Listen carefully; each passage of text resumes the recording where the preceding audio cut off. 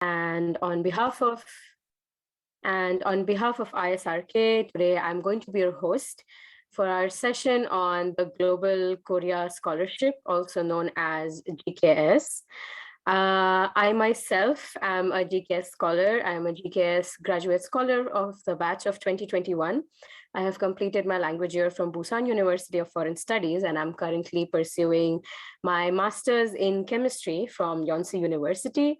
I have also been a member of the ISRK team for 2 years now, and I would like to give a short introduction about ISRK, as I'm sure everyone is curious what exactly is ISRK, why are they holding these sessions. ISRK, the full form of ISRK is Indian Students and Researchers in Korea. It is a very helpful organization founded by Lailesh Kumar sir. It is the main motive of our organization is to bring together all the Indian students and researchers in Korea and to create a community. As we all know, that being an expat in a foreign country is difficult. This organization has been successful so far in providing us with a sense of belonging in a foreign country. And I myself have found it to be really fruitful as a member of this organization. I would now like to show you the work that has been carried out so successfully by this dynamic group called ISRK in a short YouTube video.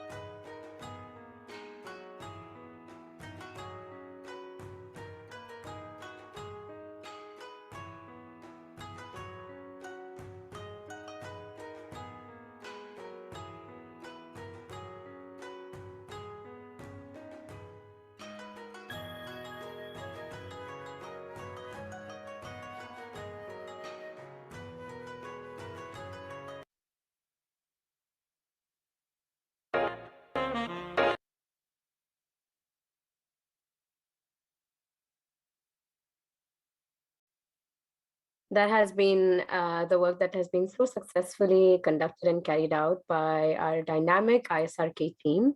I would also like to introduce the upcoming sessions of ISRK. Today's session, as we all know, is a part of series of interactive sessions that ISRK is going to be carrying out on every Sunday or over the course of 1 month, or over the course of 3 months from February, March to April, which will cover a variety of topics from scholarships to how to obtain a job in Korea to other many other scholarships and programs such as Brain Pool and etc.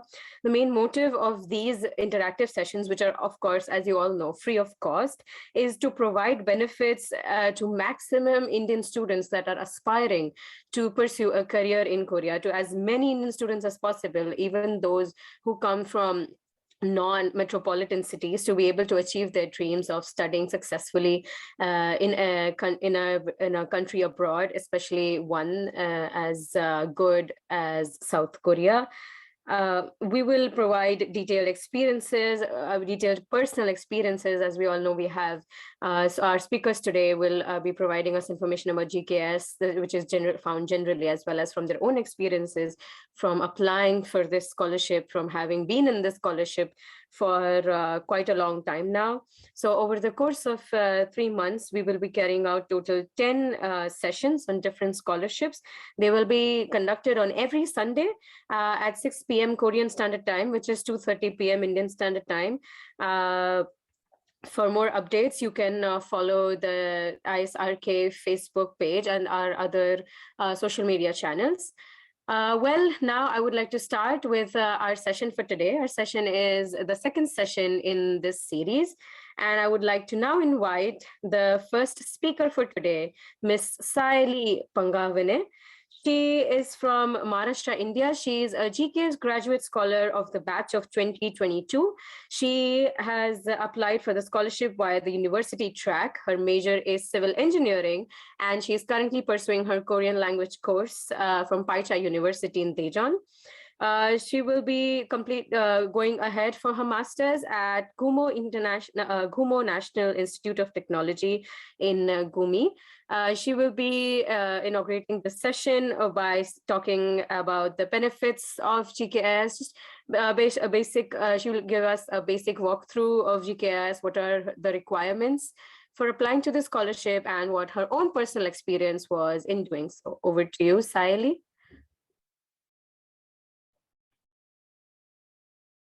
Am I audible? Yes. Okay.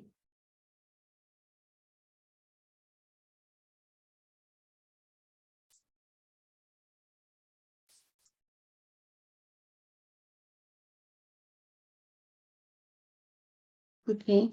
Hello everyone. My name is Saili and I'm GKSD 2022 scholar. So I will start with the introduction of GKS. So basically GKS, we all know, stands for Global Korea Scholarship.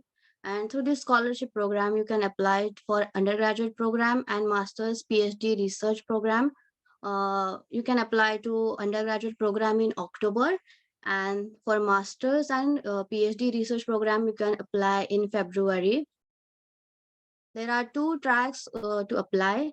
The first one is embassy track, in which you can apply to 3 universities.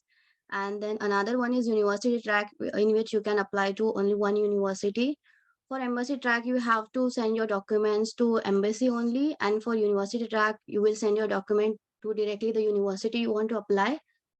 Also, for like grade criteria, you need minimum 80% of marks, or you need to be in like top 20 students in your class. Also, you can convert your grades and also from Scholaro, which is also mentioned in the guidelines.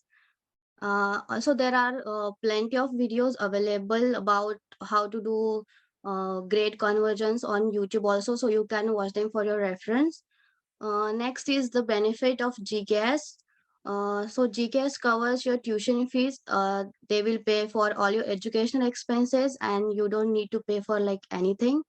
Next one is living expenses. You will get stipend for in your Korean account.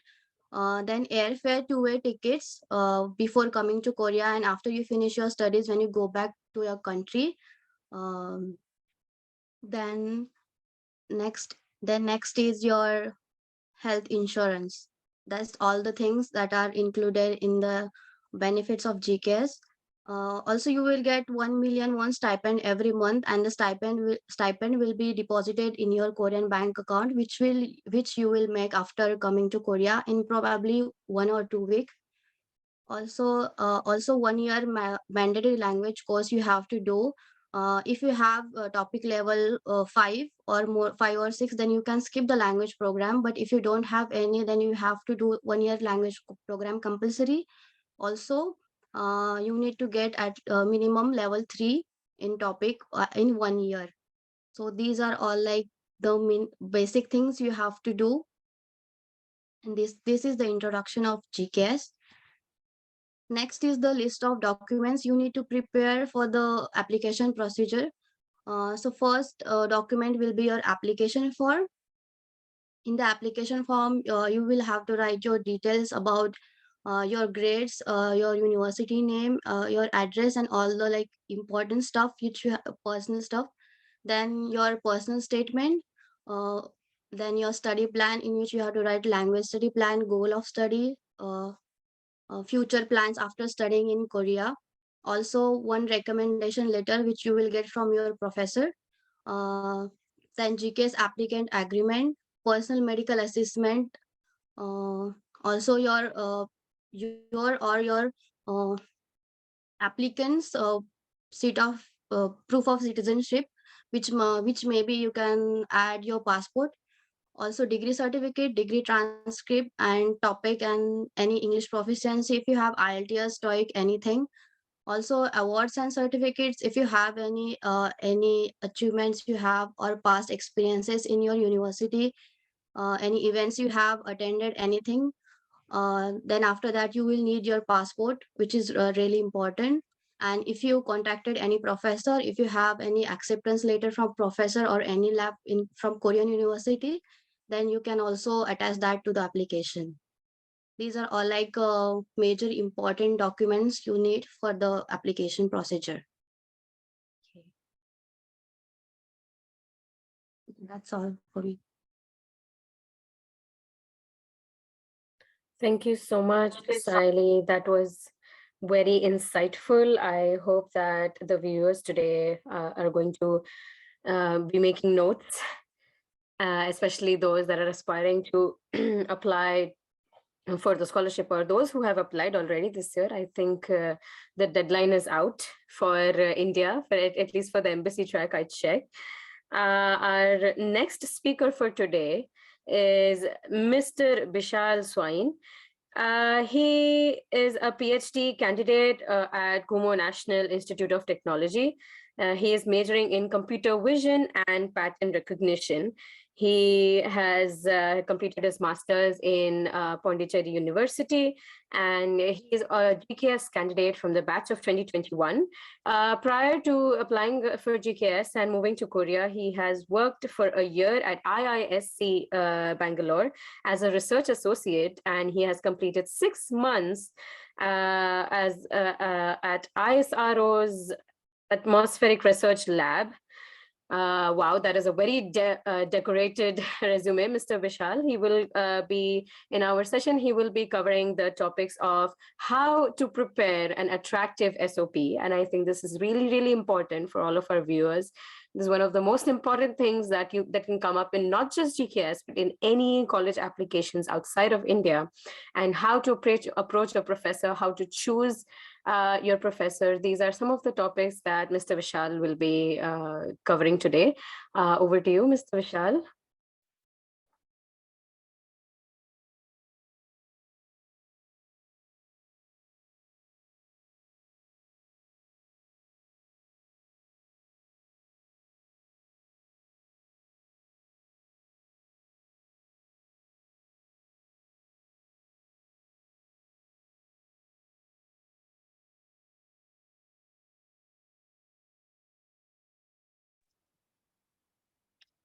Yeah, hello. Thank you for the nice introduction, Zubeda. Hello, everyone. So today I'll be giving a brief presentation on preparing your SOP and how you can approach the professors. So let's start with the presentation.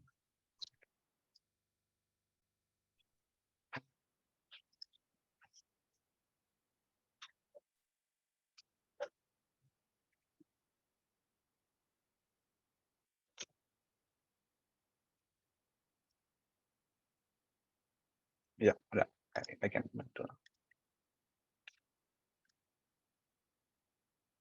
Yeah, so let's start with my presentation of preparing the SOP and approaching the professors.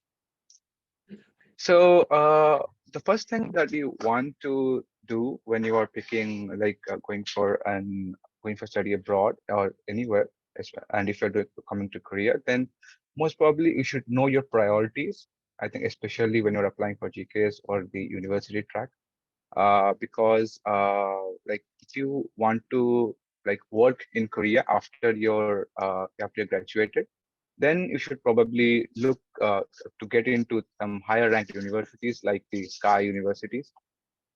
Because when you go into job interviews, especially in Korea, whenever you apply for a job, they have these columns, right? Where you put your CV, where you put your application, and there will be a separate column for Sky universities, and there's other universities will be separate, right? So if you are from belonging to like higher ranked universities, you'll be given much preference when you apply for a job. So if you're looking to work after you graduate, then you should probably look to you should make your mind that you want to get in higher ranked universities.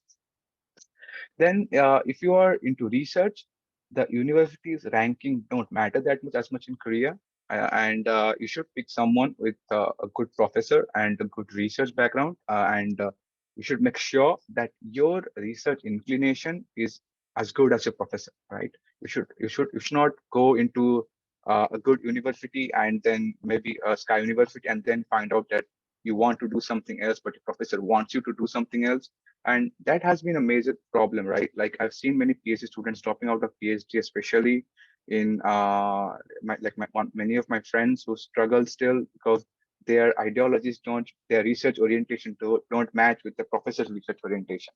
And maybe it's the same lab, but he wants to do something else, and the professor wants him to do something else. So when want to do quality research, I think the more importance should be given that you should choose a professor or a lab which have the which have which in which you have a common aim, like what you want to achieve, and the professors will be assistive to you when it comes to research. And for job, you can just go to any higher institute and because that really matters when you are applying for a job especially in South Korea. Then after you make up your mind that you want to do a job or you want to do research, like if you want to go to high institute or you want to go into a lab of your choice, the next thing that comes is making a list of your potential research labs, making a list of the potential labs that you would like to get into. I can show you. I'll show you a list of my research that I did. That I sort out my list. And yeah, it's something like this. Before applying for this scholarship, I made a list like this, where you can see I made a list of all the universities that I want to get into, and all the list of all the professors on my domain, machine learning, deep learning, network machine learning in IoT, and so on and so forth. So I went to each and every university website and to the departments, and then made a list of all the potential professors that I like to work under, and then collected their emails or their website links and so on. And then I would then go on and send them my emails with my CV and resume and my master's thesis and mark sheet and transcript. So as you can see, I got a lot of positive responses from the universities or from the professors after I contacted them. Like some of them said that they didn't have any open positions because I contacted them too late. And some of them they said that you can do masters again under me, then I can keep you under then you can do PhD under me. You have to do masters and PhD both under me, which is not possible in my case. And then some like agreed to sponsor. So In my like when I was applying, I got like accepted by three professors, one from Yonsei, one from Korea University, then one from Kumo. So I found that my professor with Kumo National University was much more like the type of research that I wanted to do, and that my research orientations are much more closed with my professor. So that's why I chose like my universities. You can like do a similar pattern, go through all the universities and make a list of all the professors that you want to work under, and make a list of all the like make your choices, right? You should you should uh, have a clear make have this clear things in your mind that what you want to do, which professors you want to work under, and what are their research areas. So this is like one of the most important things that you should be doing. Uh, then the next thing comes is writing a statement of purpose. So uh, when you are emailing a professor, the main thing that you need to attach is a statement of purpose, and it contains mainly five things. The first one being your brief introduction, like in a paragraph or two, you have to write about your introduction. Then what are the achievements that you have received? What are the certificates? What are the things that you have done for your in your research career or in academics?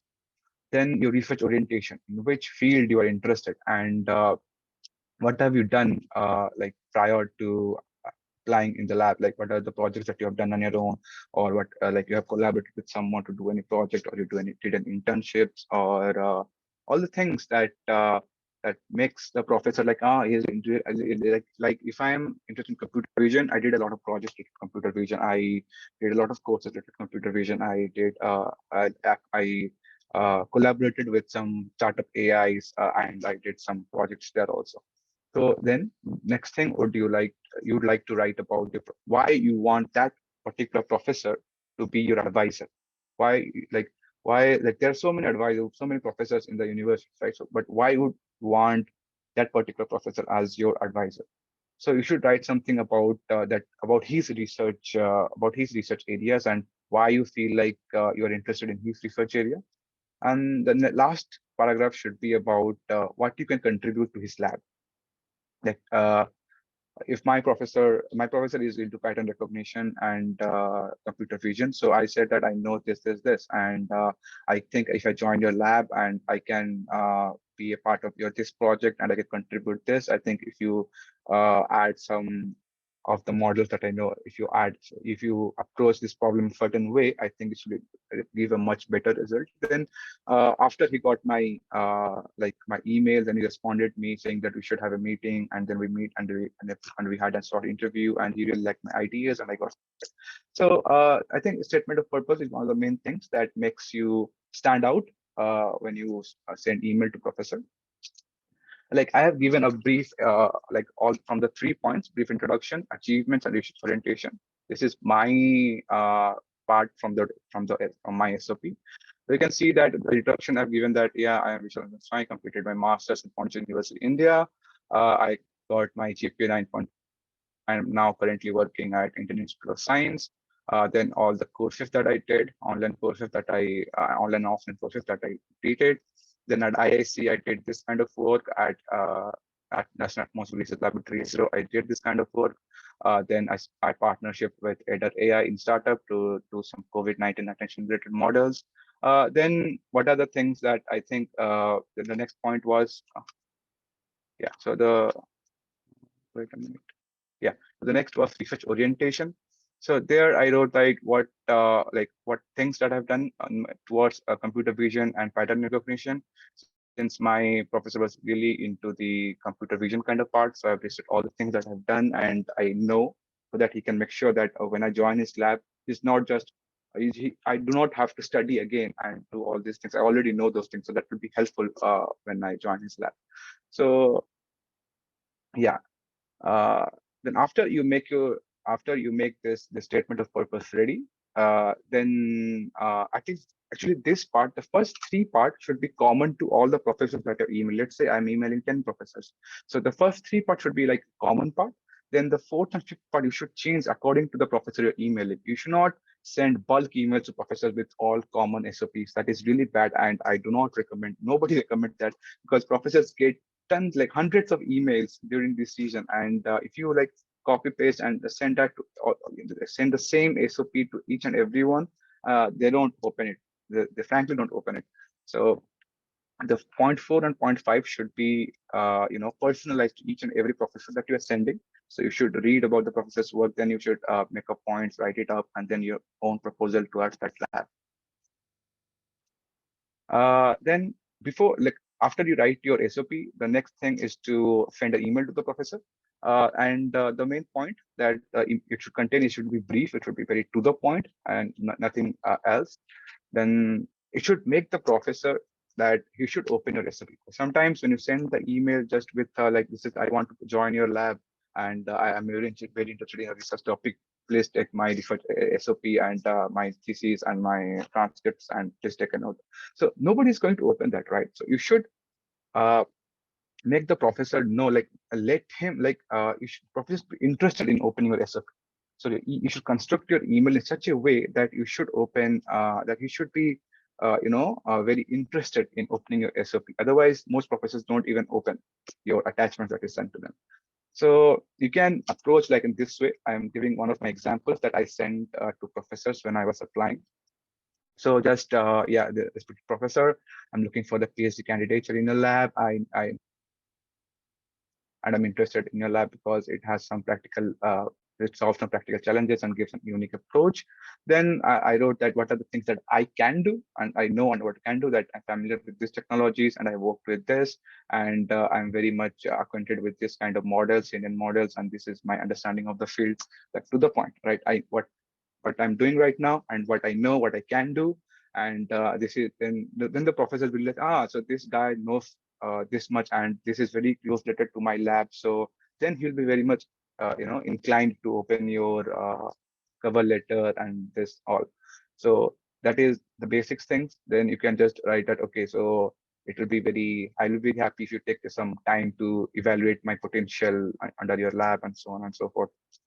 And then by attachment, you can attach a cover letter like or SOP and your CV, your master's thesis, and your transcripts.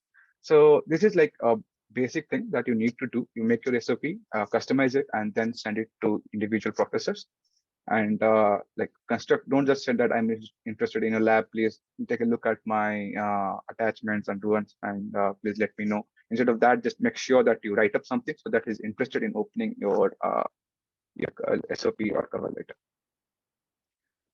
The next thing that you need to take is how you should prepare, how you should go about it, like the timeline and how you should make sure that you are on the correct level. Sometimes when you, because in my case, when I approached most of professors, it was already too late. Like most of them said that we don't have any open positions. Your CV is good, we're really interested, but we don't have any open positions because they've already been filled by some other candidates.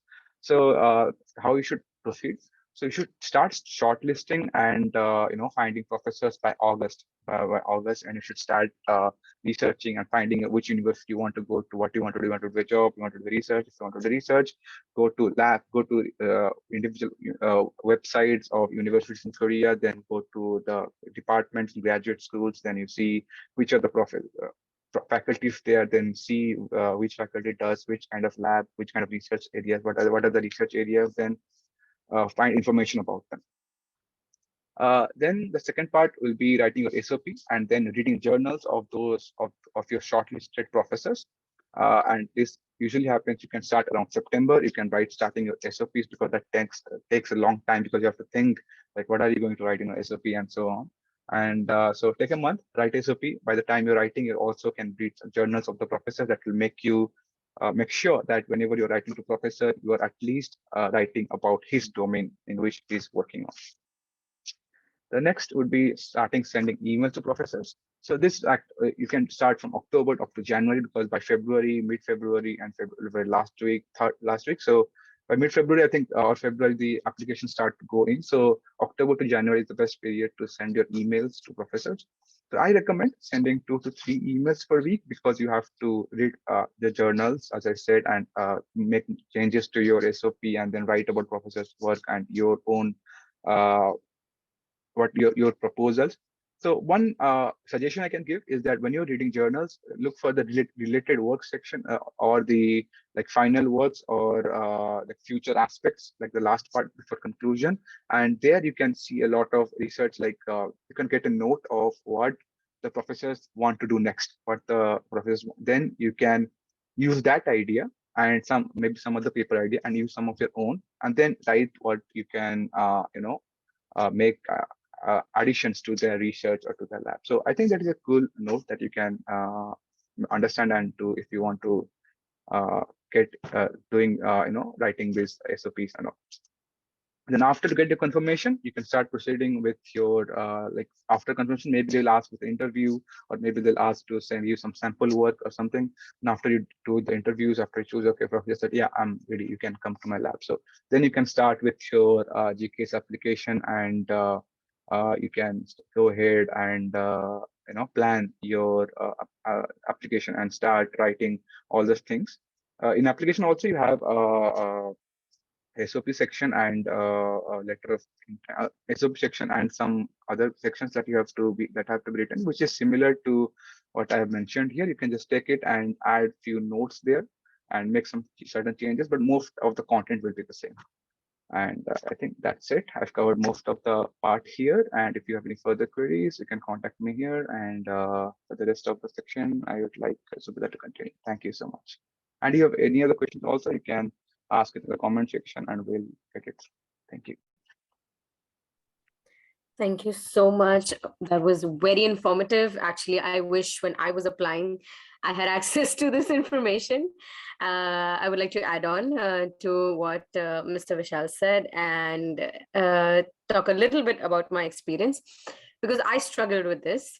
I just applied to my university, and my university department was like, yes, the whole department wants you. And I was like, yay, I can study whatever I want and get into whichever professor's lab I want. And I did decide to, I decided to choose my labs around August, but around the time, the professor that I wanted to work with, she didn't have any spots in her lab, thankfully. For me, I was not, since I'm just a master's student, I was like, okay, I just want to work in organic chemistry. So I was able to, I'm pretty happy in the lab I have currently. But I really, really wish I had access to this information, so I would have been able to, craft a better, have a better idea. It is always better to know what you're going to do, so you don't feel very lost. That is one of the worst feelings, especially like a lot of us while applying for GKS, we just have like this thought process that, oh, I want to go abroad and study. I want to study in this prestigious university, but we don't know what exactly we want. And that can really give, it's a source for a lot of anxiety. So I hope the speakers definitely made notes during this presentation. This will really be helpful to you no matter which stream you're going to choose, but most importantly for the science aspiring applicants, I hope you made your notes. I would now like to invite our next speaker, Ms. Nisha Bhardwaj. Ms. Nisha Bhardwaj is a PhD scholar studying at Korea University. Her major is biotechnology, and she's a GKS scholar from the batch of 2019. She will be focusing on the details of how to fill the form, and she will also be giving us an insight into the embassy track process. As we all know, the GKS guidelines this year have changed quite a bit. There have been many changes, as well as form filling process is always tricky for us. Any government work is usually very tricky. So Ms. Nisha will be guiding us through the same. Thank you so much, Ms. Nisha. Over to you. Thank you so much, Zubeda, for the introduction.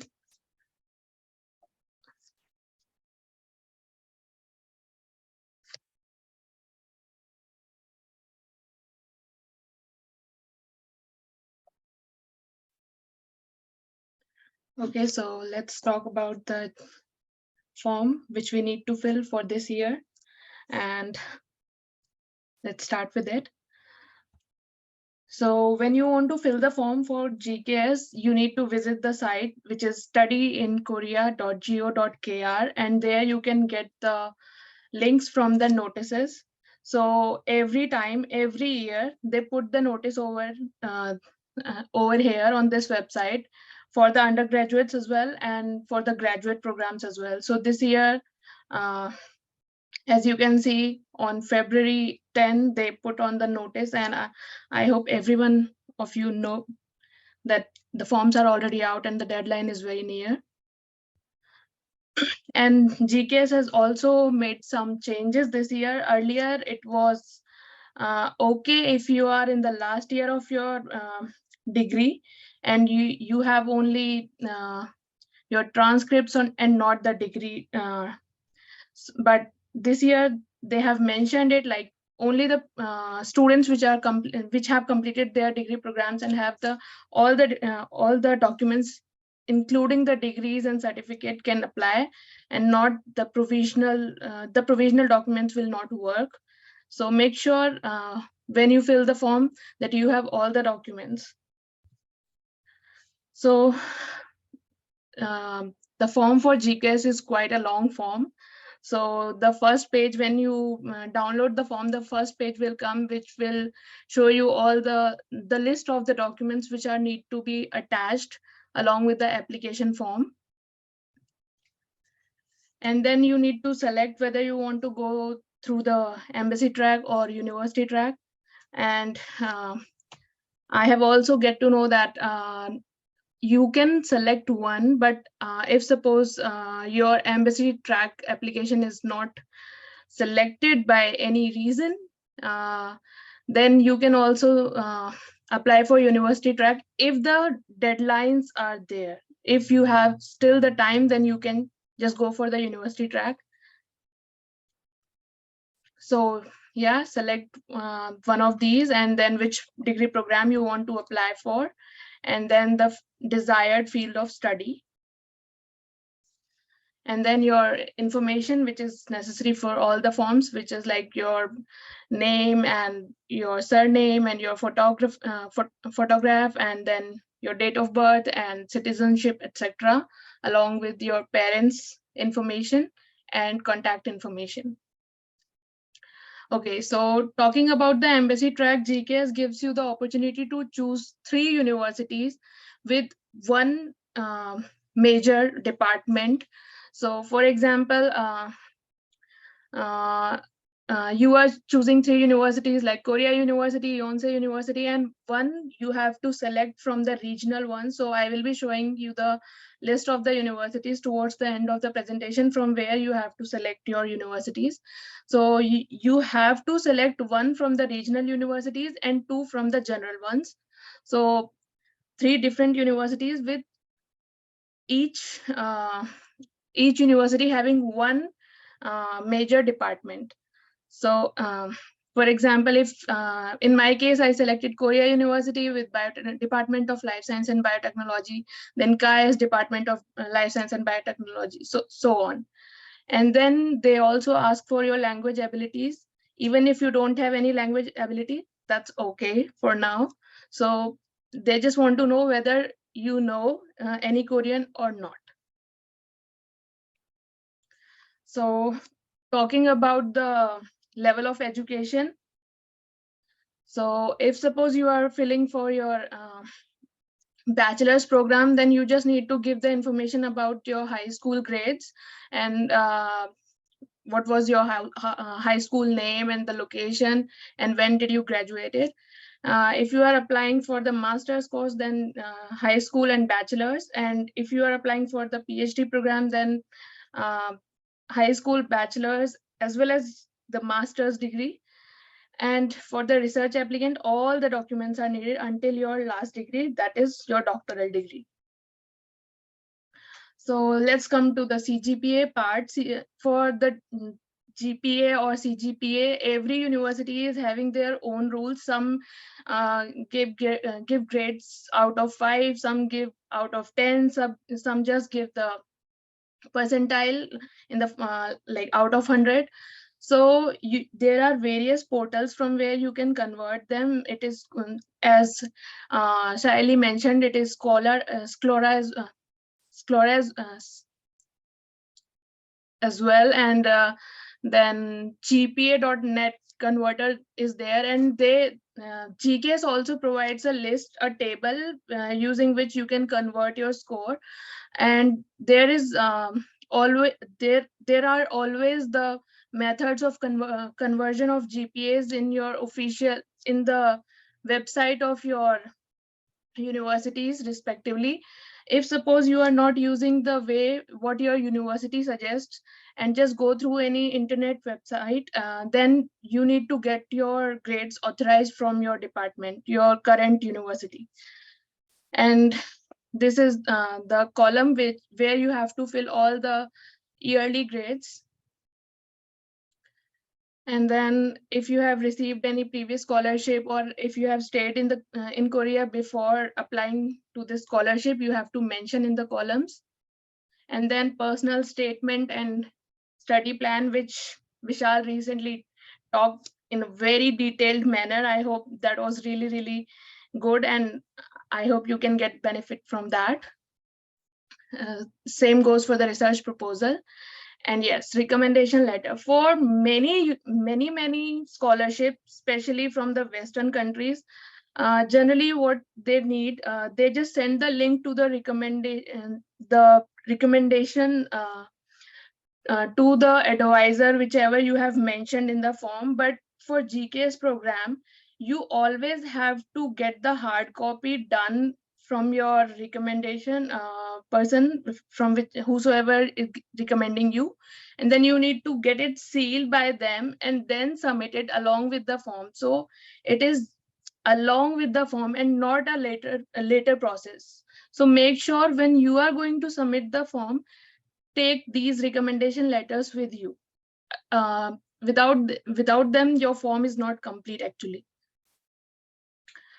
And then letter of invitation in case of university track students as well as for the research scholars. So these are for the students who already got the professors or labs in Korea, and they just need to show the embassy or in Korea embassy in India that okay, we have the lab, so now we are filling the form. If everything is perfect, then the process will go ahead. And then there are agreements. So make sure to sign all the agreements, because Korea is very particular about the signature in the agreements. Every now and then you have to sign on the agreements and say, yes, I agree to this. So don't forget to sign them. This is your personal medical assessment. So before you go for any kind of test, you should first check yourself whether you have these kind of disease or not, you are suffering from anything or not. If you checklist them, you can just send them, and later, like on after I think second round, you just need to, if you are selected, then only you need to go for the medical assessment tests and like proper procedure. Until then, you can just check them whether you are suffering or not based on that criteria. And yes, again, the personal information collection. So just tick the agree or disagree and then sign it. And for the seats, the KGSP degree, GKSG, that is GKS graduate program is having like 1,300 seats in total. And the undergraduate program is having 200 seats in total. And these are the lists of the university which I was talking about. So they are divided in two types, like type A and type B, which are like general universities and the regional universities. So when you are applying for the embassy track, then you have to make sure that you select at least one university from type B. This is a mandate option since last 2 years. So make sure that you at least select one of the 3 universities from type B, and 2 you can select according to your choice, whether it is type A or type B, it doesn't matter. So for the seats for Indian students, the graduate program accepts 22 students through the embassy track, and undergraduate program only accept 2 students from India. And for the university track, graduate students, there are 25 seats. So there are a lot of seats, so do apply. And then talking about the round, so there are total of 3 rounds. So selection procedure is like once you fill the form goes to embassy, and if the embassy in our own country selects the form, your first round is clear, and then it is sent to NIID, and then they select the form, and if it is selected over there, then your second round is clear. So that's how the selection goes on, and every time you clear any round, you get an email. So do not panic if you are not getting any email, because it does take time. So just wait calmly. Okay, so this is all about the selection, but talking about the embassy track specially, what happens generally is you fill the form, you write the SOP, you write the personal statement, and you get selected by NIID, and the university in which you applied, they also select you. But what happens generally is the departments in which you applied, most of the professors does not know about the GKS scholarship, and they are also like sometimes there are labs which are not so open for the international students due to the language barrier. And because you are through embassy track, you have not talked to any professor or any lab specifically. You just came based on the selection, like, okay, I got selected as the GK scholar, and let's go to Korea, and let's not worry about anything. But you have to do certain things after coming to Korea while you are in your language year, because that part is already done by the university track students when they were in India, like looking for the labs, talking to professors, and they already got the lab. So for them, it is okay. But when we talk about the embassy track students, they need to do that part now after coming to Korea. So once you are here in Korea and you are already selected as an embassy track student, so you should better start emailing at least in the second semester of your language year, so that the professors can, like, you can only email to a limited number of professors because you already selected your major and university, so you have limited options. So I would recommend after coming to Korea, please go, because when we are in India, we don't know Korean, and we don't have a proper reach to the each and every lab's homepage. Most of the time in Korea, Korean homepages are working well and not the English ones.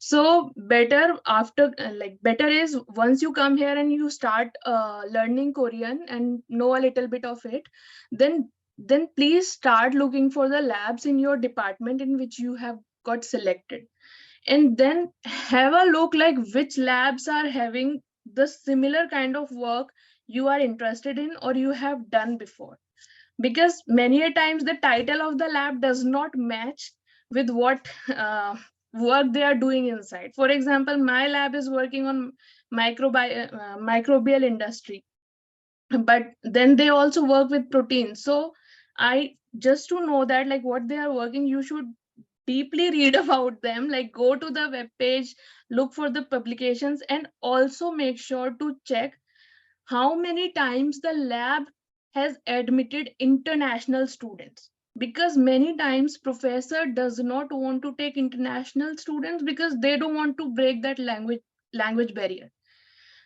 If one international student goes in the lab, then they all need to do everything in English, so they don't want to bring that kind of hardship for themselves.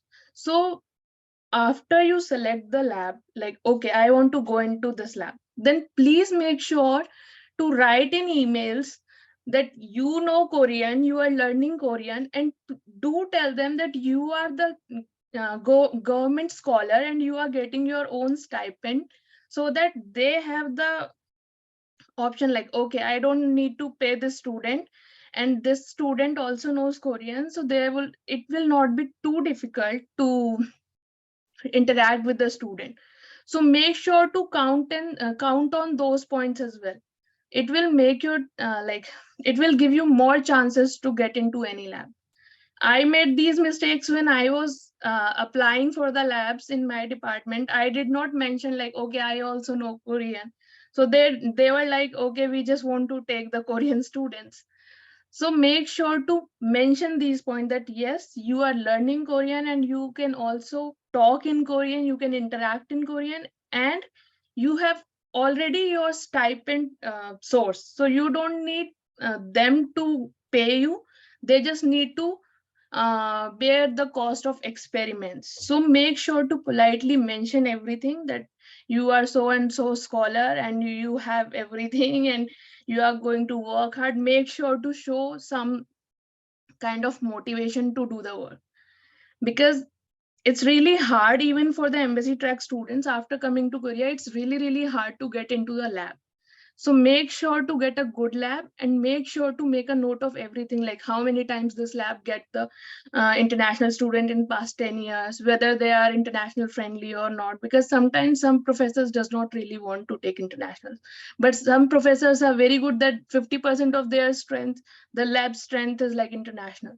So make sure to check everything. Also make sure to check which department, while applying for the labs, while applying for the universities and departments, please make sure to check how many labs are there which are taking international in the whole department, because sometimes in the whole department there are only 1 or 2 labs and then they don't have the space for any new student. So please do count all these factors. They might affect your application or they might affect you in future. So make sure to overcome these problems in advance so that you don't need to suffer anything. So that's all from my side. And then the next speaker, he will be talking more about university tracks. So over to you, Zubeda. Thank you so much, Nisha. Thank you so much for sharing your own personal experience, your own struggles. Thank you for being so open about it. I hope it was helpful to our listeners. I would now like to invite our next speaker, Mr. Rishal Pandey Chetri. He's currently studying, doing his undergraduate course at Yongjin University in Daegu. They're majoring in computer science. They are in the Department of Computer Science, and their major is AI and Big Data. He has completed his language course from Sun Moon University and is from Sikkim. They're from the GKS undergraduate batch of 2022. And he will be guiding our listeners, through the university track process of GKS, what are the documents that are required, and especially for the undergraduate GKS, there are some different guidelines and documentation that is required, and he will be guiding us through the same. Over to you, Mr. Rishal.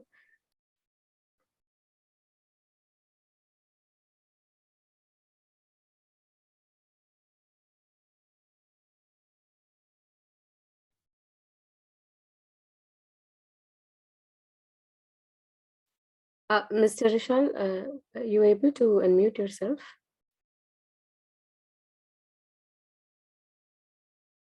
Hello, am I audible? Yes, so I'll be sharing my screen from the different laptop. So thank you so much for having me here. So right now I'll be focusing mostly on undergraduate course, because like there's been a lot of discussions that there's not much of resources for undergrad students, and mostly it's for PhD and master's students, that's the graduate courses. So I'll be trying to focus more on undergrad students so that it will help them. So share my screen.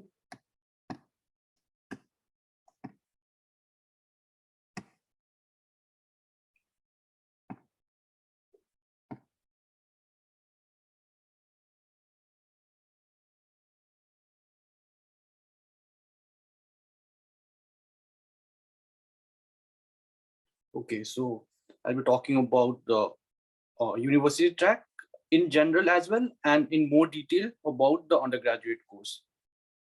So firstly, let's talk about what exactly is university track in GKS. So talking about GKS, there's like 2 methods through which you can apply for GKS. And those two methods or the two ways is known as tracks. So as you are all aware, there's two tracks, embassy track and university track. So in university track, what happens is that you apply directly to the desired university in Korea. Unlike embassy track, where you apply to the university embassy first, and then you move on to the other stages. So that's the main thing about what exactly is university track. And the next important thing, how is it different from the embassy track? So this question gets raised a lot. So how exactly is embassy track different from the university track? So in embassy track, you apply to 3 universities through the embassy, but in university track, you apply to the desired university. So the major difference here is like, if you guys are sure that you want to apply to one university in particular, and you have got your advisor ready, your professor is ready to accept you, then go for university track. If you are very sure, if you're 100% sure that you want to work under that professor in that department in that university, then you should go for university track. And in university track, another important thing is your competition will not just be applicants from India, but it will be applicants all over the world who apply to that university and in your department. So as you already know, as it has been already said, that there's like 22 seats, I assume, 22 seats for university track applicants. So what happens is that in university track, there's like certain quotas for certain departments in certain universities, and they're allowed to recommend that n number of students to NIED. So that is the way in which competition differs. And also in university track, you only need one set of documents, just one set of documents, unlike the embassy track where you need 3+1 set of documents. So the next thing is the documents required. In general, the documents required for embassy track and university track is like same, but there might be some additional requirements by the universities. So the documents, like as the previous panelists already shared, the documents are almost the same, but like in university track, the university that you are applying to might ask you for additional documents that you need to submit directly to the requesting university. So that was it about documents required. So these are the documents that are required, and these are the same as embassy track. So I'll not be explaining more about it, but I'll be explaining for the undergraduate students what documents are required under academic documents. So there's one query that I've been asked a lot, like for undergrad students, when you're applying to GKS undergraduate, so what documents you submit as your transcripts? Because transcripts, students confuse about transcripts because they say that we don't get transcripts in India, and like there's only mark sheets. So like, let me be clear, transcripts are nothing but it's just mark sheets that are issued by the school for class 11 and by the board, such as the state board, CBSE or ICSC, ISC in class 10 and 12. So the documents that you submit as academic documents are class 10, 11 and 12. Mark sheets of class 10 issued by the board, 11 issued by the school, and class 12 that is issued by the board itself. And also graduation certificate, which is the passing certificate. Also, one thing I'd like to add here is, like, since last year, CBSE has stopped I don't know about other boards, but CBSE has stopped issuing passing certificate. The passing certificate is the mark sheet itself. So what you need to do is you just need to get an additional document from your school, just like a bona fide certificate stating that so and so is a student of so and so school and graduated the school, gave the high secondary AISSC exams in this month and has successfully passed the school. So that is it. You don't need to attach any migration certificate is not required. The transfer certificate is not required. You just need these documents. And class 10, 11 and 12 mark sheets, just try to make it as a single document. Just use a paper pin or just staple it and make it as your transcript, and that will work very fine. Also, like, talking about the additional documents that might be required by through university track for undergraduate is like some universities might might ask the students to get a document stating your percentage, because in like CBSE, of what I know, the percentage is not mentioned. The only thing that's mentioned is your mark sheets and the scores and the grades. So like some universities, for me, my university, like after I submitted it, my university asked me for that. So like in university track, there might be some additional documents that the universities might ask for, and other than that, it's completely same as embassy track. So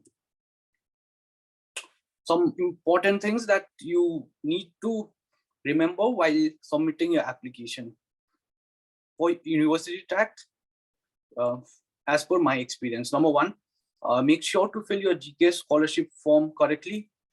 Firstly, before filling the form, I'd suggest you to go through the guidelines at least 2 or 3 times and try to understand it, because most of the queries that applicants have is the answer to all your queries will be there in the guidelines itself. You just need to go thoroughly 2 times, 3 times. After that, you can make it out, like you can get answers to your queries. And please fill the form very thoroughly, and please fill the form correctly, because like your application is good, but just because of one silly mistake, you don't want to lose the chance. Number 2 is attach all the necessary documents with your GKS scholarship application form.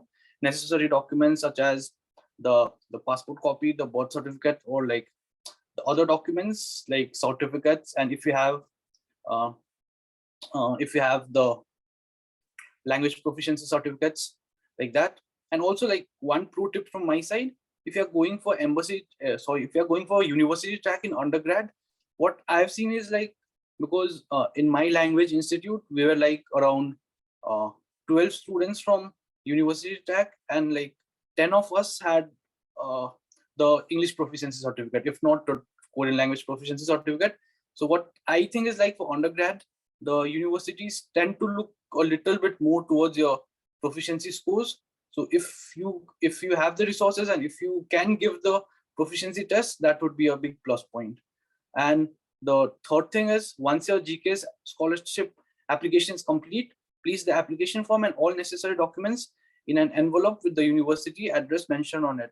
And when you are attaching the documents, I would personally suggest to not staple the documents and use a paper clip instead, because those, like, for me, it was mentioned specifically by the university to not use staple and to use paper pins. And like the fourth point is, like, you send the documents directly to a university, Korean university address through courier service.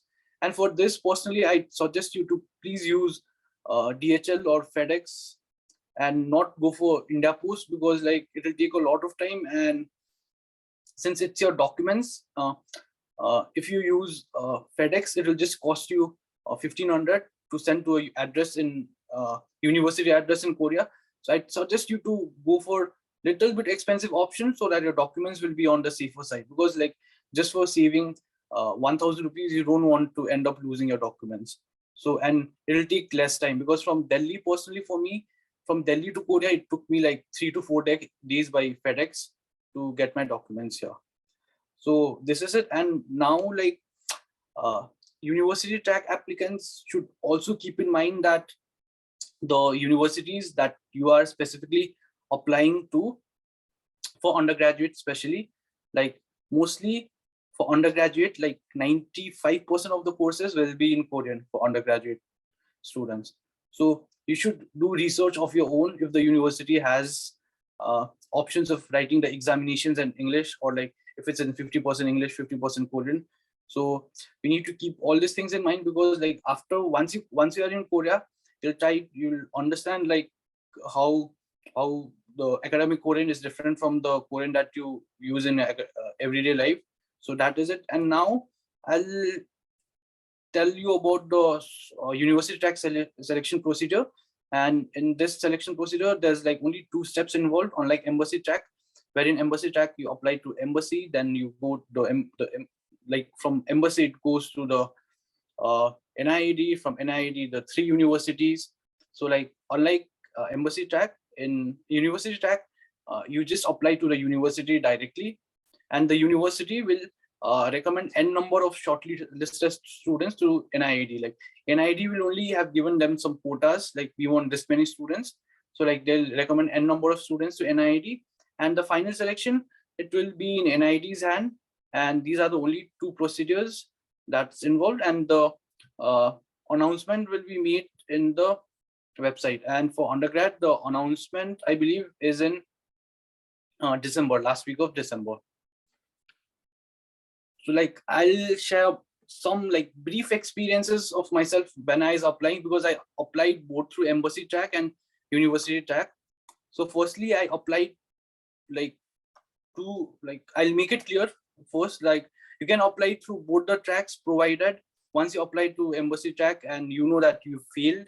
So like after that only you can apply through university track.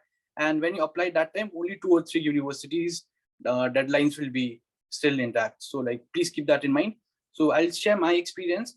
I applied in 2021, which is like 2022 GKS, 2021 September.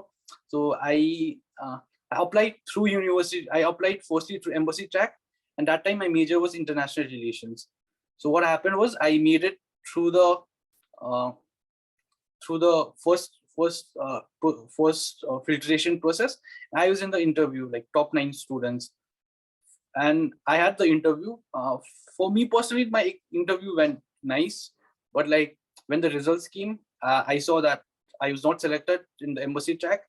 And like for undergrad students, mainly in India, what I've seen is like if your major is natural sciences and engineering, so that time the embassy has some preference over like social sciences major. So like I failed the embassy track interview. After that, I applied like only 2 universities deadlines were open. One was Yongjin University. I just checked the profile and applied to Yongjin University, and I made it through the university track. What the process was like, I first submitted my documents. After that, they said that you are shortlisted for the interview. I had interview with 3 professors, and like it was just a phone call interview.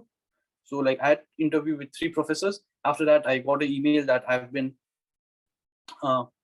shortlisted for the next round, and they have recommended me to NIED.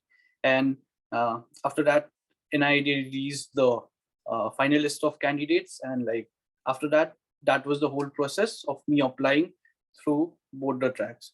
So thank you so much for having me, and if there's any queries, we'll answer it at the end of the session. Thank you so much. Thank you so much, Vishal. That was really informative. Mr. Vishal would like to add on to something. Mr. Vishal? Yeah. So Rishal did a nice job explaining about about his experience and when he should apply for university and university track and embassy track. I also want to make a point here. On my experience and people that I've talked to, I think if you have a very good grade prior to applying for the scholarship, let's say you're applying and your last degree or your last high school, you have very good marks, like even 94 or 9.4 CGPA, or very good marks, or you are from a reputed universities like central universities, then I think it's a better choice to go for the university, like the embassy track instead of university, because like I was not from a elite university in India, right? So the first time when I applied to the embassy track, I did not even get through the filtering the first round, because the first round they just see your university, the grades that you're in, and just filter out based on your grades and university. So it might be that you are very good at like computer science or any other field, but if you do not have the grades, you'll be out in the first round itself in embassy track. But if you're applying through university, you know that you have some like normal grades and like 80% grades and your top 20 whatever, but you are really good. Like I'm really good at computer and my domain, so instead of going to the embassy, I can just apply to the professor and say that I'm really good, and if he recommends you, then the university track becomes a lot easier and you have a better chance of getting in, because embassy track is much more focused towards filtering the best students. So they get a lot of applications, like thousands of applications, so they have to filter out. So when they do that, they do on the basis of grades and on the basis of your university, so they don't like get to know that how good of a student you are or how better projects you have done. So keep this in mind when you're applying. I think it will be much more helpful. Thank you. Thank you so much for adding on, Mr. Vishal. Now, I would like to call on Miss Saili once more, our speaker, Miss Saili, who will be talking about something that is a much important topic than I think even the application process itself, because I feel like a lot of people who apply for the scholarship have a very dreamy, they have an image of Korea in their mind about a life of living abroad. They do not understand how difficult life can be as an expat, how difficult it is to step out of your comfort zone, and that Korea is not what K-dramas portray it as. Life in Korea, the realities of life in Korea, how a language barrier is an actual big problem that can cause stress to you. So Miss Saili will be giving us her insight on this. Over to you, Miss Saili.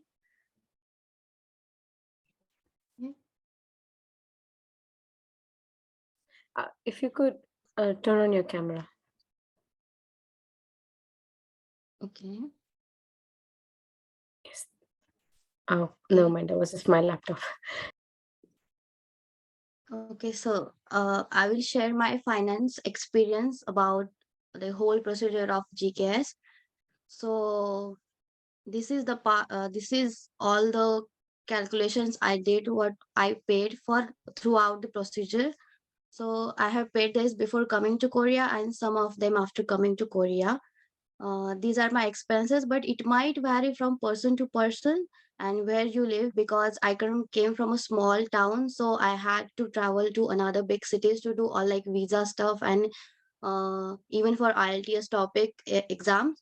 So I have to pay like for lots and lots of things. So this is overall my expenses. I will start from passport. So passport is like the most important document or the thing you need for application. Then I will suggest to make your passport at least 2 months before you apply, so you will get it in time. Then for all the Xerox photocopies and all the applications Xeroxes you need, it will not cost that much, but still like till 1,000 rupees. And after that, the most important thing is apostyling documents.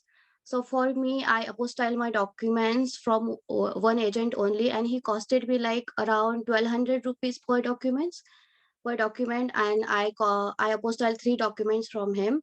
So the apostilling also varies from like places you do or you contact the agents. Some might cost you around 2,500 rupees. It depends on the agencies also.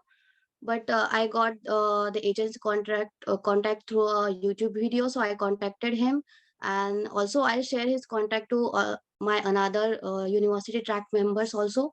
So all of us, I think, mostly did all our apostyling from him only. Then after that, for transcript, so I got my transcript in 2020 when I passed out from my university. Around that time, it costed me like the original copy of my transcript. It costed me 750 rupees, and the extra copies each for like 200 rupees. So overall, it was 1,150 rupees. Also for IELTS exam, the fees are like 50,000 rupees. Also, I paid for my transportation and stuff. For topic exam, so about the topic exam, we only have five centers in India. So you have to go to the big cities to take the exam. So I went to Hyderabad for the topic exam. The fee is really low, like 2,300 rupees only, but the transportation expenses are really high. Was really high. Then next one is to send the documents to university. Most of students use DHL only, so I also used DHL that time. So I mentioned the DHL cost only, so it was around 2,000 rupees with the student discount. And then you need to do RT-PCR test before your flight. So it costed me around 500 rupees. Also for medical checkup, so basically I did all my medical checkups from my cousin who was MD doctor, and we have to do all the medical checkups from MD doctor. So it costed me less than 5,000 rupees, but for other students with me, it was between 5,000 to 10,000 rupees. Also, it depends on the hospital. Like if you can do from local hospitals to local doctor, but the thing is, he should be MD doctor only. So it doesn't. You don't have to go in big hospitals. Only you can do it from local doctor too. Then next is TB test for visa. I did that in Mumbai. Also, I have to do a appointment beforehand. So for TB test, it was 2,500 rupees. Also, for all these, my exams, for topic exam, IELTS, also my documents, I had to go to my university, travel to another cities. So all my travel expenses was about minimum 10,000 rupees. uh Maybe it might be more than that for you guys, but it was around 10,000 rupees for me. Then the most important thing, shopping before coming to Korea. So I did a lot of grocery shopping and clothing shopping, so it was around 50,000 rupees. Also I got I think around 45,000 rupees with me, not in cash. I just got my card only. And for me, I got stipend, my first stipend after 15 days, after 15 days of my arrival in Korea. I made my Korean bank account in like a week only. So after that, we got our first stipend. So for a week or two, or maybe 15 days, I think 15,000 INR is enough, like more than enough.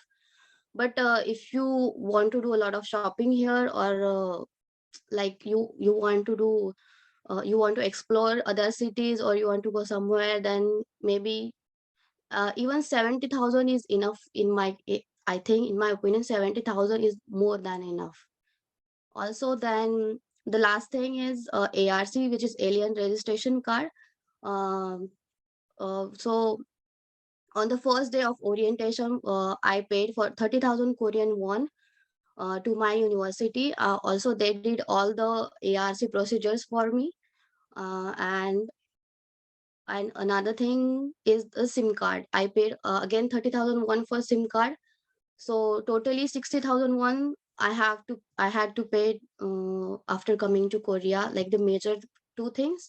And this was all my like important and main expenses. Other than that, it depends on you how much you want to spend your money on things. So I think this was all. I think I included all of the things, like major things. So it will be enough for, like, if you carry 70,000 rupees INR, I think it will be enough for you for like 15 days to 1 month. So yeah, these are all the expenses. Thank you so much, Saili. Nice, very much needed reality check. On yes, Korea is expensive. Korea is really expensive. Yeah. And although we see, GKS is free, wow, we're gonna get 1 million won stipend and everything, but it's a little difficult. However, about the passport, especially, I want to add on to it. While applying, my passport had expired, and I did not apply for a new passport, for the renewal of my passport, until I got selected in the second round, and I applied via embassy track. And I was very stressed out. One of my biggest stressors during the application process was not even the interview, but it was the passport. So please make your passport first and foremost. Everyone should have a proper functioning passport, regardless of whether or not you're applying to universities. The passport is a very important proof of nationality document. Please have a passport. Don't make a mistake like me. And about the prices, I think Saili has done a very good job of covering them. When you first come to Korea, you need to have at least 700,000 won in your hand. For us, we were paid our stipend really late. We were paid after 1 month. It depends from university to university, from bank to bank, but I was paid after 1 month, and 700,000 was barely enough for me at that time. But yeah, that's it from from what I wanted to add on. And Vishal had some things to say. So Vishal. Yeah, so you made a very good point with about the passport. So when you are doing the proof of citizenship, when you have to get proof of citizenship, I think passport is one of the major documents that you have to submit. You not only have to submit your passport, but also your parents. So if in some cases, like if you don't have passports, you can, as a citizenship proof, you can submit your birth certificate as a proof of citizenship. But some cases, even parents don't have birth certificates, like in my case. So what you can do is you can you can submit your voter ID card with notarized voter ID.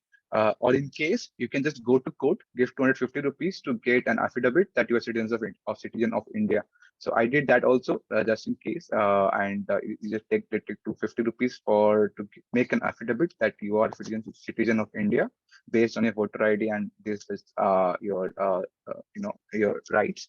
So I think that should cover you well. The next thing that I wanted to add was about the restrictions that GK scholars get in Korea. Like after you get a scholar, you come in here and you see, like as you gave a very detailed expense about your expense report, you see that sometimes it's not enough, especially when living in Seoul. The prices are way too high, and 1 million won is just barely sufficient. So, so in that case, you might be thinking that you can do some part-time jobs, because part-time jobs are really common in Korea. But as a GK scholar, you are not allowed to do any part-time jobs. The next thing is I live in grooming, and I also feel that I don't get sufficient money. So I just told my professor that sir, I'm not getting enough money, like it's not sufficient. So he told me, okay, then for PhD student in our university, there is a really good opportunity that they can work as they can teach one of the courses to final year students. I said, oh, cool. So I applied there, but to my believe the next day I got a call that, oh, you are GK student, you are not allowed to apply for such things. You are only needed to do research and study. You cannot do any other things. And if you want to do like part-time jobs, you can do it in like vacation. You have 3-month vacation from December to February, and in summer vacation also. Then from vacation, you have to take permission from your local government, and then from your university, and then you can do part-time jobs. Otherwise, during a semester, part-time jobs is really they will not allow you to do part-time jobs. And yeah, that's about it. Thank you. Up to you, Subeda. Thank you so much, Vishal. Yes, I also had the same issue for parents' proof of citizenship. My mom and dad didn't have a birth certificate. So you can, like as Vishal said, you can, give the voter ID, PAN card. There's many other proof of citizenship. Now we will be proceeding with our Q&A session. We will take up to 4 to 5 questions. We will conduct it in the format of you can raise your hand. Zoom has an option where you can raise your hand and you will be allowed to ask your question. And just speakers... want to add something, Zubeda, about the previous sure. Yeah. Yeah. So you get as a GK scholar, you get 1 year of language study, right? And you have to get topic level 3. So what happens if you don't get topic 3? What happens sometimes it's difficult to get topic 3. So if you don't get topic 3 within 1 year, then you are allowed to do give an extra 6 months to get level 3. But there's a condition that you should get at least 84 marks in the exam. Like topic 3 is 120 marks. If you get if you get 84 in 1 year, then you can study for extra 6 months to get level 3. Otherwise, some of my friends who are from Africa, and they had very hard time and they could not get level 3 till now. So, and they will get rejection of a letter from their university, and they have to go back. So make sure that you study hard and not just roam around. And if you try to get 84 first, and then go to level 3 as per the requirements. Thank you so much. That is very right. Especially if your major is in Korean, this is a very big obstacle that you have to overcome. If your major is in English, I had a friend of mine who did not have level 3, but she emailed her university, but her major was in English, international relations, so her university was fine. However, yes, this is an actual real problem that happens. So we Yashi over here, one of our viewers, was the first one to raise their hand, so I'm going to unmute them and they will ask their question, and any speaker that feels like they can provide good insight and advice to them can answer the question. Yashi, yes, please go ahead and ask your question. Hello, thank you so much for the informative session. I'm actually living in Seoul right now. I'm a Korean language student, and I was planning to apply for MBA in my university. So does GKS scholarship also covers up MBA as a program? And if yes, can I actually contact the professors regarding scholarship? Do they provide specific scholarships regarding MBA program for the same?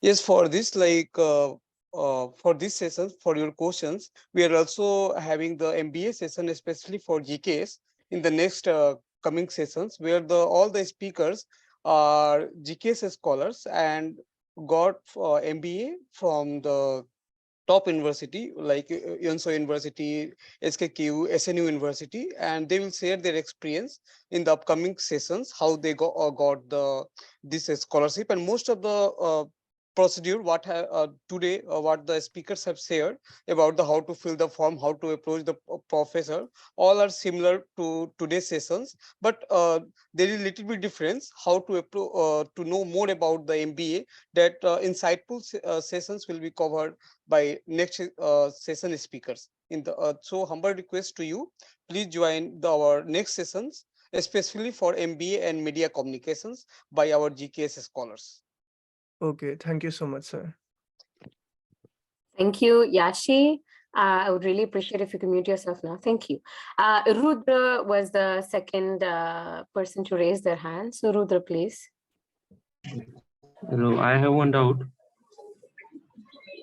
Yes, go ahead. I have provisional certificate, but the degree certificate is not still issued by our university. So it will be fine to produce a provisional certificate.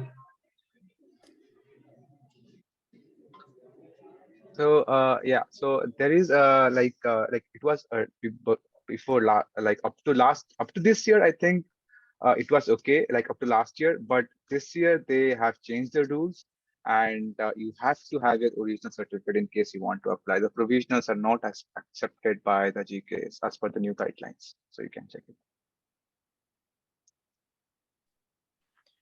Okay, thank you, Rudra. I hope your question was answered. There is one more participant, sorry, a viewer that has raised their hand, but I really, I don't, like the name is iPhone.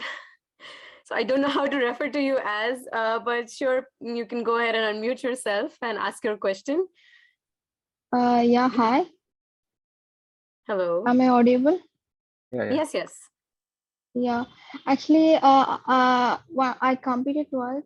After I completed my 10th, I did diploma. I didn't do 12th. So for the first form, like 7th section, they asked about my high school details. So what should I mention there? Should I leave it just like that, or should I mention my diploma details and all?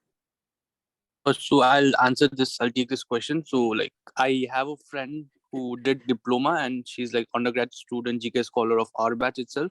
So what I'd suggest you to do is just write your diploma marks in place of high school marks. So that's what even she did. So like just enter the marks of your diploma degree and not your school degree. Yeah, thank you so much. Thank you. Thank you for the answer, Rishal. We will be taking just two more questions now. Fazila, you were the next one to raise your hand. The person with their name set as iPhone, I would really appreciate if you could lower your hand now. Fazila, you can unmute and ask your question. Hello, good evening all. Am I audible? Yes. Yes.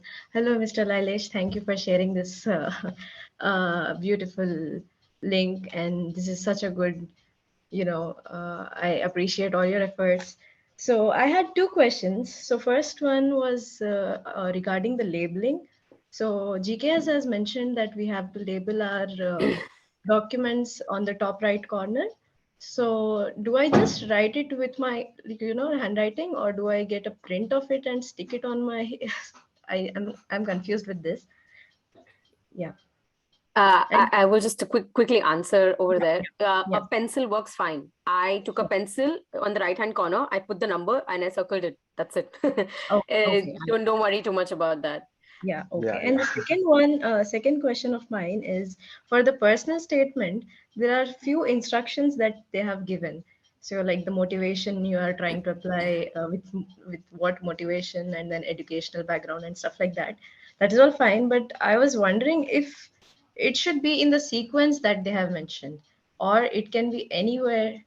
Like, do I have to mention it according to the the sequence, like motivations first, then the educational background, then the significant experiences, or like that? How did the other it's not scholars?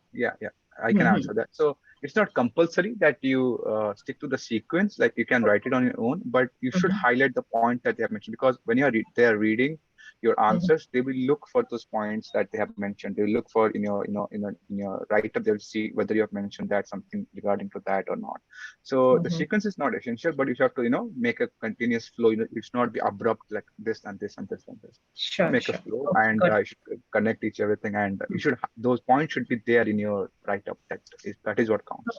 Yeah, so at the end, so when I am writing my personal statement, it becomes like I'm mentioning my Korean university that I'm trying to at the end. So I was thinking the reader, the one who will read my statement, will not be interested as it is at the end, and there won't be any, attention grabbing moment there. Uh, So yeah, like you're applying to university track or through yeah, the MSc track. university, right? I have contacted my professor. So that doesn't really. I don't think it has much of it contributes much when you write on the top or the bottom. If you're like applying to the university, they know that you're applying to the university, and they will be fine. It will be fine, I think. No problem. Okay, okay, that makes sense. Thank you so much. Have a good day all. Thank Yeah, you. yeah, in One your thing I personal want to add, statement. Yes, sir. yeah, Yes, yes, Mr. before Danish. that, I am very thankful to Fazila ma'am. Might be the speakers don't know about Fazila ma'am. She is the honorary consul general from Korean embassy at Hyderabad. He is the member of there, and he always used to support ISRK since 2 years. And ISRK have also signed MAU with the honorary Yes, consul general of Hyderabad, Suresh Chakapalli sir, and Chikappa, yes. yeah, Chikupalli sir and Fazila ma'am always used to support us. So this is our pleasure that Fazila ma'am is there for today's sessions, and looking forward, ma'am, for your kind support for future Same, sessions too. same here, same here. We'll be doing that.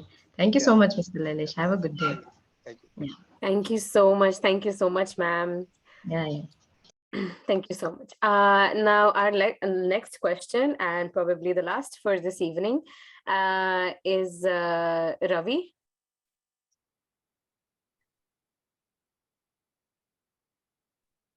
Hello. First of all, thank you for the session. I'm having the same problem like Rudra. I also didn't get my degree certificate from the university. I'm having only the provisional certificate. And any other way to do the registration process? Or what is the last date? On my information, the last date of registration or something is showing 3rd March, and the process is in October. So what about that? I think I'm not sure about the GK's undergraduate the new, but because this year they changed, right, for the graduate student itself. So undergraduate, I think Rishal should be able to answer if he's there. Yes, could you repeat the question, please? Yes. Yes, sir. I don't have degree certificate. I'm having the provisional certificate. So it is valid or not for the process? Could you tell me which board is it? CBSE, ICSE, or state board? State board. For like when will you get your passing certificate? Probably I will get till July. Till July, then it should be fine because the application process begins in September for Okay. undergraduation. And so for the registration date or anything else, I'm showing that I have information that 3rd March is last date something. That is for graduate, master's and PhD degree. For undergraduate, it will Because I open have in completed my September. BSc. I have completed my BSc. Ah, then you're applying for So masters, I'm right? yes, I'm Yeah. applying.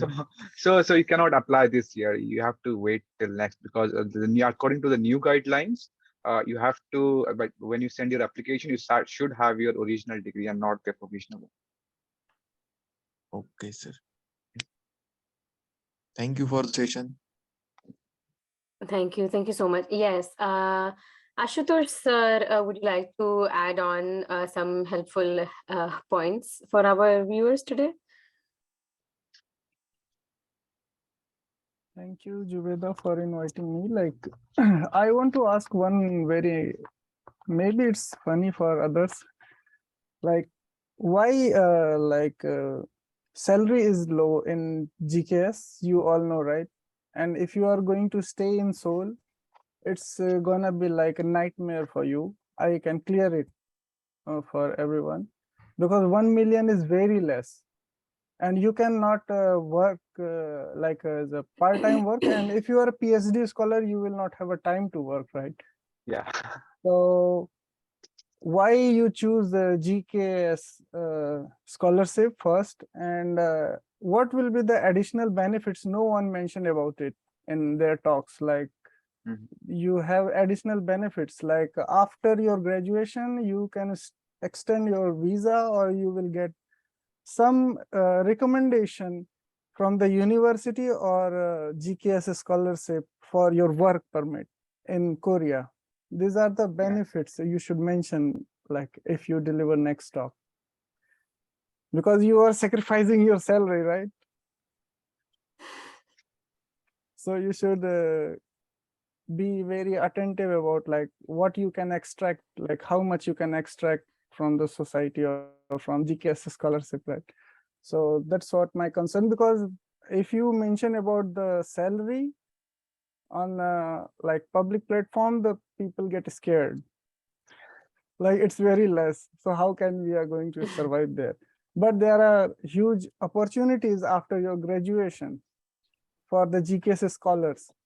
So as a GKS scholar, it's good. And if you are returned back to India, you are like kind of like creamy students. It's like who got selected at international level. So there also you get some benefits in screening criteria.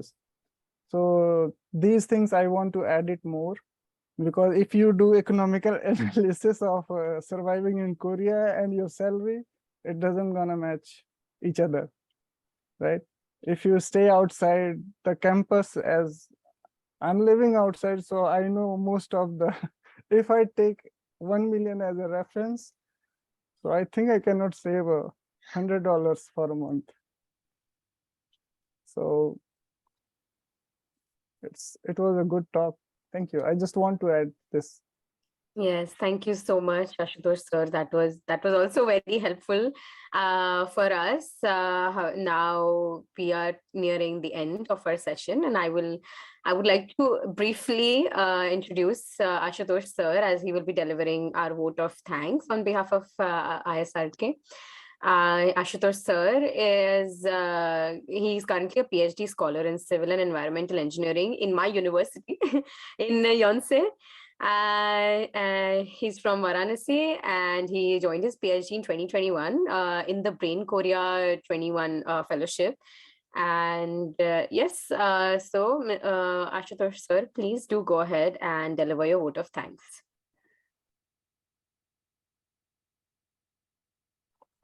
Oh, thank you, Jubeda. Once again, first time I know you are in our university in Yonsei.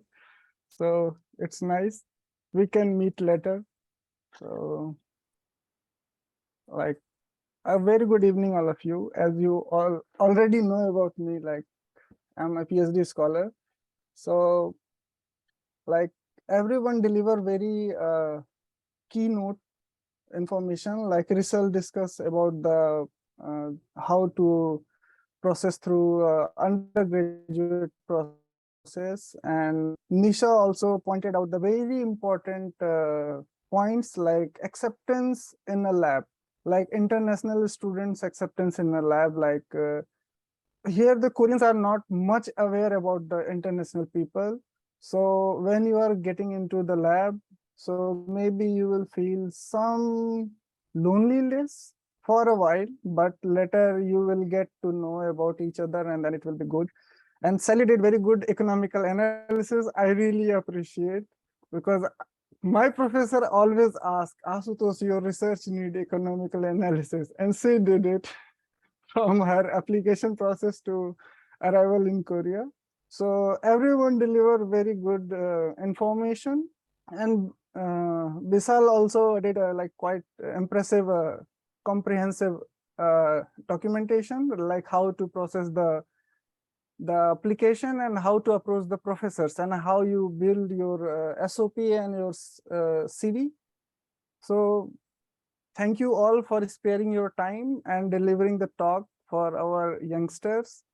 And I would like to thank first Indian Embassy in Korea and Asian Community News as a media partner, and our beloved Dr. Lehlis Kumarji as a president, and our vice president, Dr. Iqbal Kaji sir, for their approach to build this community in Korea. And finally, I want to say a few words for my youngster, like dream beyond the limit. Don't let the limits make you dream limited, okay? So that's all from my side, and keep ahead. If you feel any uncomfort in your journey, please contact ISRK. Thank you.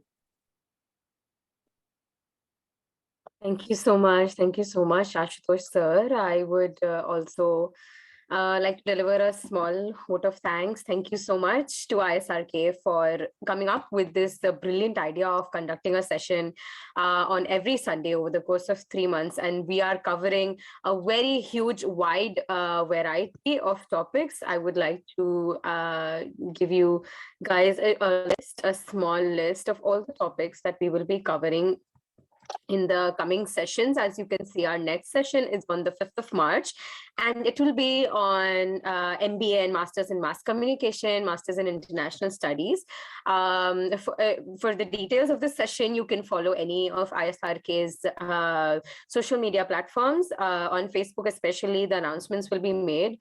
I have been, like as I mentioned before, I've been a member of ISRK for 2 years, and not just for helping students outside of Korea, they are also really helpful towards students inside of Korea. You can get any help that you need. You can even ask for quarantine accommodations, about documentation processes. When I was going back to India, I asked so many questions in the group. It's a really helpful community where everyone supports each other. There are many community building exercises that are done by ISRK. We try to celebrate as many Indian festivals together as possible. And while I've always been on a very tight schedule and I haven't been able to attend any of these, it has still been a pleasure to know that there is a community here in a country when I'm sitting so far from my country, where I can feel like I belong, and that it is a place of support, that if something goes wrong in Korea, and it is difficult to approach foreigners. For me, Koreans are foreigners, so I can approach anyone in ISRK, and I know that they will help me. It is good to have a support system when you're outside of Korea. So thank you so much. Thank you so much for inviting me as the host for this session. Last year I was a speaker, and this year I've been invited as a host. Thank you very much for placing your confidence in me. Thank you so much to all of our viewers. It was a pleasure to hold this session. I hope it was informative. I hope our speakers were able to communicate to you all of the information that is necessary for GKS. I hope your queries were solved. In case you have any in-depth queries, you can always contact the ISRK social media platforms.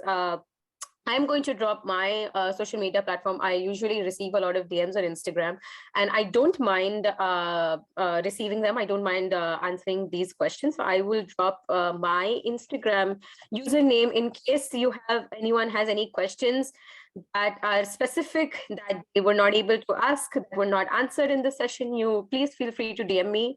If any of the speakers are comfortable with doing the same, please do drop your socials in the comment section. Thank you very much. Good evening. Thank you so much.